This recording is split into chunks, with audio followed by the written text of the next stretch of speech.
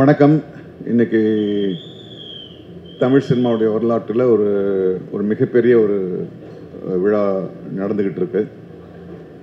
ஏதோ மரபுக்காக சொல்கிறது கிடையாது, உண்மையாகவே இது ஒரு பெரிய ஒரு நிகழ்வு. ஏன்னா ஒரு நூற்றாண்டு காலம் கழித்து அதனுடைய நீட்சியாக இன்னொரு படம் தயாரிக்கப்படுது. அதுக்கு ஒரு பெரிய வரவேற்பு இருக்குது, பெரிய ஒரு கனவு இருக்குது. அப்படின்னும் போது நிச்சயமாக அது ஒரு பெரிய சாதனைன்னு தான் நான் நினைக்கிறேன். இதில் நான் இவங்களை தனி மனிதர்களாக இல்லை, 3 சக்திகளை பார்க்குறேன். Red giant, Kamal sir, Shankar sir. ஏன்னா 3 பேருமே அதில் கமல் சாரும் சங்கரும் வந்து அவங்கவுங்க துறையில் ஒரு உச்சத்தை தொட்டவங்க.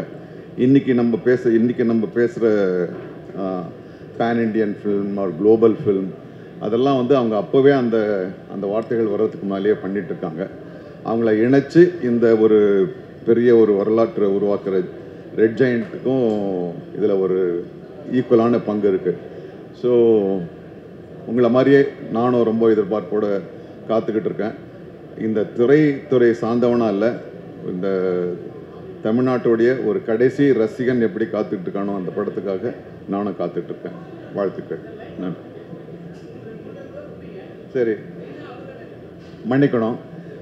இதெல்லாம் அந்த 3 சக்திகள் ஒன்று சேர்ந்தாலும் அதை கொண்டு வந்து அழகான ஒரு தங்க தட்டில் வைக்கிற ஒரு பெரிய பொறுப்பை லைக்கா பண்ணியிருக்காங்க. என்னுடைய கவனக்குறைவுக்கு தயவு செஞ்சு மன்னிக்கணும்.